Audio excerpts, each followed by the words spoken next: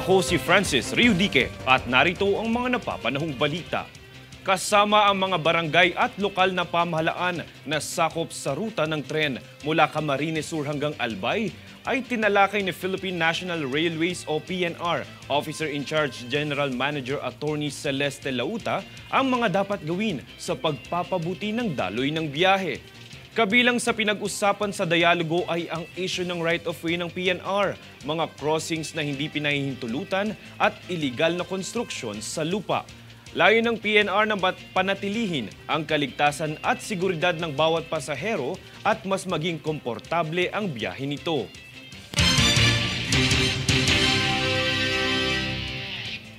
Samantala, alinsunod sa pinag-uutos ni Pangulong Ferdinand Bongbong Marcos Jr. na operasyon sa pagsugpo ng money laundering at counter-terrorism financing, nagsagawa ng inspeksyon ng Bureau of Customs kasama ang Anti-Money Laundering Council maging ang Bangko Sentral ng Pilipinas para siyasatin ang halaga ng palitan ng pera sa bansa.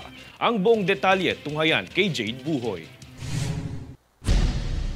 Kamakailan sa Ninoy Aquino International Airport o NAIA, sama-samang ininspeksyon ng Bureau of Customs o BOC, Anti-Money Laundering Council o AMLC, maging ang Bangko Sentral ng Pilipinas o BSP ang halaga ng palitan ng pera sa bansa. Ang nasabing inspeksyon ay alinsunod sa Executive Order No. 33 noong nakaraang taon at Memorandum Circular No. 37 sa ilalim ng pamumuno ni Pangulong Bongbong Marcos Jr. na siyang kaugnay ng National Anti-Money Laundering, Counter-Terrorism Financing at Counter-Proliferation Financing Strategy. Sa inspeksyong isinagawa na sa kote ang dalawang Korean national at napag-alaman ang hindi otorisadong pagpasok ng 80 million Korean won o higit sa 3,300,000 piso. Samantala, patuloy pa rin ang BOC, AMLC at BSP sa pagsasagawa ng operasyon upang masigurado na walang makakalusot na insidente ng hindi otorisadong palitan ng salapi sa mga paliparan at daungan. Jade Buhoy, nag-uulat para sa One Media Network. Sa ibang balita, nitong kamakailan lang ay pinasinayaan ng Department of Health o DOH ang unang bagong Urgent Care and Ambulatory Service o Bukas Center sa Santo Tomas, Pampanga kasama ang Ambassador of the Republic of Korea to the Philippines na si Mr. Lee Sang-hwa. Ang Bukas Center na ito sa Jose B. Lingad Memorial General Hospital o JBLMGH Ambulatory Surgical and Multi-Specialty Center ay nagbibigay ng hanay ng mga serbisyo sa pangangalagang pangkalusugan. Habang kinikilala ang primary care services na inaalok ng Bukas Center ay pinaabot naman ni Ambassador Lee ang kanyang pagpapahalaga sa Pilipinas para sa alyansa sa pagitan ng dalawang bansa para sa mga pagpapabuti sa mga serbisyong ito. Bukod pa rito, ipinangako nito ang suporta sa Pilipinas sa pamamagitan ng pagbabahagi ng mga healthcare advancements mula South Korea.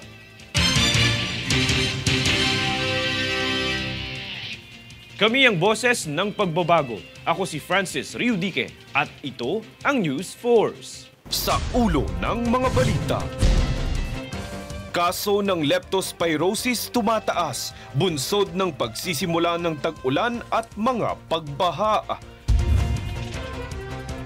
PNP nag-uumpisa ng maghanda para sa nalalapit na 2025 midterm elections. Senator Risa Hontiveros nagbantang ipakontempt si suspended Mayor Alice Guo. PNR nagsagawa ng dialogo para talakayin ang ilang mga issues sa riles ng tren. PSA pinapakansila na ang birth certificate ni suspended Tarlac Mayor Alice Guo. Alas Pilipinas woman nakatanggap ng incentives mula sa Sports Committee ng Senado. Patas at pantay na balita, komprehensibong ulat para sa pulso ng masa. Ito ang News Force.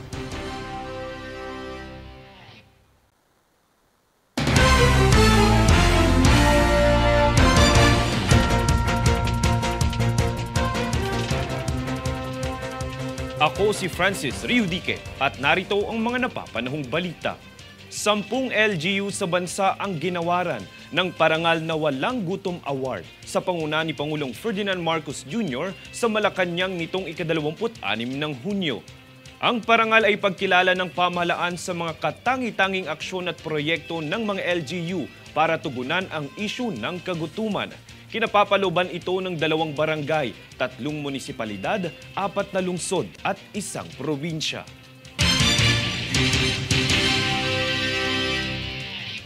Samantala, naghain na ng diplomatikong protesta ang Pilipinas laban sa China kaugnay ng insidente ng pangaharas sa mga sundalong Pinoy nang kamakailang magsagawa ito ng RORE mission sa Ayungin Shoal. Para sa detalye, narito ang ulat. Isa na namang diplomatikong protesta ang ipinadala ng Pilipinas laban sa China. Ito ay bunsod ng kamakailang insidente ng pangaharas ng Chinese Coast Guard sa mga sundalong Pinoy nang magsagawa ito ng RORE mission sa Ayungin Shoal. Kinumpirma ang pagpapadala ng protesta ni Foreign Affairs Secretary Enrique Manalo sa isang international media conference. Isiniwalat ni Manalo na nakipag-ugnay na ito kay Chinese Ambassador Wang Shilian, ngunit hindi niya idinetalye ang kanilang naging usapan.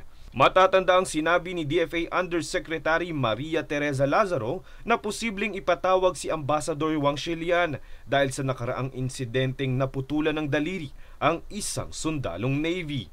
Pagtitiyak naman ni Manalo, nakatakda silang makipag-ugnayan sa kanilang counterpart sa China upang talakayin ang nasabing insidente. Sentimiento pa niya dapat idaan sa pag-uusap ang patuloy na tensyon sa West Philippine Sea. Francis Riudique, nag-uulat para sa One Media Network. Sa ibang balita, nakibahagi ang Metropolitan Manila Development Authority o MMDA sa nagdaang pagdiriwang ng International Day Against Drug Abuse and Illicit Trafficking o IDADAI 2024. Layo ng kaganapan na palakasin ang pandaigdigang pagkilos at pagtutulungan hinggil sa isang mundong malaya sa pang-aabuso sa droga. Sa panguna ng Dangerous Drugs Board, ang tema ng selebrasyon ngayong taon ay The Evidence is Clear, Invest in Prevention.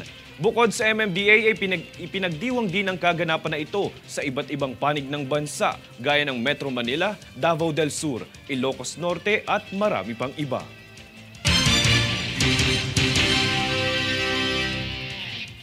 Kami ang boses ng pagbabago. Ako si Francis Riudique at ito ang News Force. Sa ulo ng mga balita. Kaso ng leptospirosis tumataas, bunsod ng pagsisimula ng tag-ulan at mga pagbaha. PNP nag-uumpisa ng maghanda para sa nalalapit na 2025 midterm elections. Senator Risa Hontiveros nagbantang ipakontempt si suspended Mayor Alice Guo. PNR nagsagawa ng dialogo para talakayin ang ilang mga issues sa riles ng tren. PSA pinapakansila na ang birth certificate ni suspended Tarlac Mayor Alice Guo. Alas Pilipinas Women nakatanggap ng incentives mula sa Sports Committee ng Senado. Patas at pantay na balita, komprehensibong ulat para sa pulso ng masa. Ito ang News Force.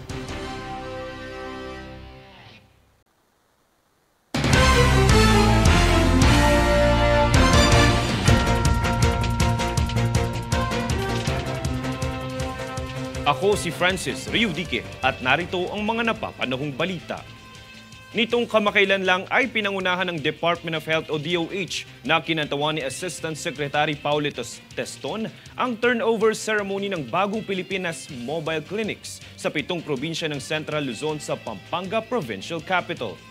Sa pangunahing talumpati na ibinahagi ni ASEC Teston, binigyang diin ni Secretary Herbosa ang kahalagahan ng mga mobile clinic sa pagpapahusay ng accessibility sa pangangalagang pangkalusugan sa buong rehiyon. 83 bagong Pilipinas Mobile Clinics ang binili ng Administrasyong Marcos at ilalagay sa bawat probinsya kahit sa pinakamalayong lokasyon. Ayon sa DOH, ang pagsisikap na ito ay naglalayong mapaigting ang accessibility sa pangangalagang pangkalusugan sa pamamagitan ng pagpapabuti ng mga kapasidad sa pagpapatakbo ng mga unit ng lokal na pamahalaan.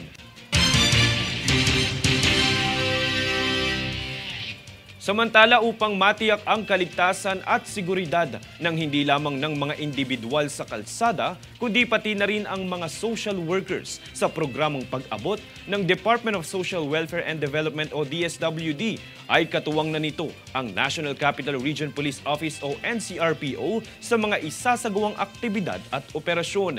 Yan ang balitang hatid ni Daniza Lopez.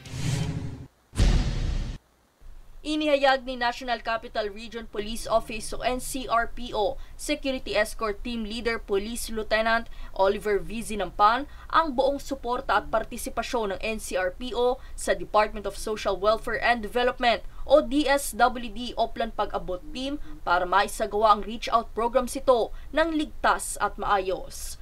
Pagsisiguro ni Zinampan sa bawat aktibidad na isasagawa ng pag-abot team ay naroon ang mga tauhan ng NCRPO para umalalay at tiyakin ang seguridad ng mga social worker at ng mga tinutulungan nitong mga pamilya at bata sa lansangan. Ayon sa karanasan ng isang pag-abot social welfare na si Pamela Apostol, mayroong mga agresibong benepisyaryo ng programa ang nakakapanakit sa mga trabahador ng DSWD, kung kaya't malaking tulong ang presensya ng kapulisan para sa mas ligtas na paglilibot ng grupo. Pagbabahagi rin ni Pag-abot Project Development Officer Raydrick Supnet Sr., ang isa sa mga hindi niya malilimutang karanasan sa Oplan Pag-abot ay ang pagkagat ng isang bata sa kanyang kamay dahil sa kagustuhang matulungan ito. Gayunpaman ay inihayag ni Raydrick na patuloy pa rin ito sa kanyang misyon na tulungan ang mga bata sa lansangan na mailayo sa kapahamakan. Ayon naman kay Police Lieutenant Zinampan, hangad ng NCRPO na palakasin ang tiwala at suporta ng mamamayan sa kapulisan kasabay ng paghahatid ng serbisyo sa mga sinasakupan nito. Daniza Lopez nag-uulat para sa One Media Network.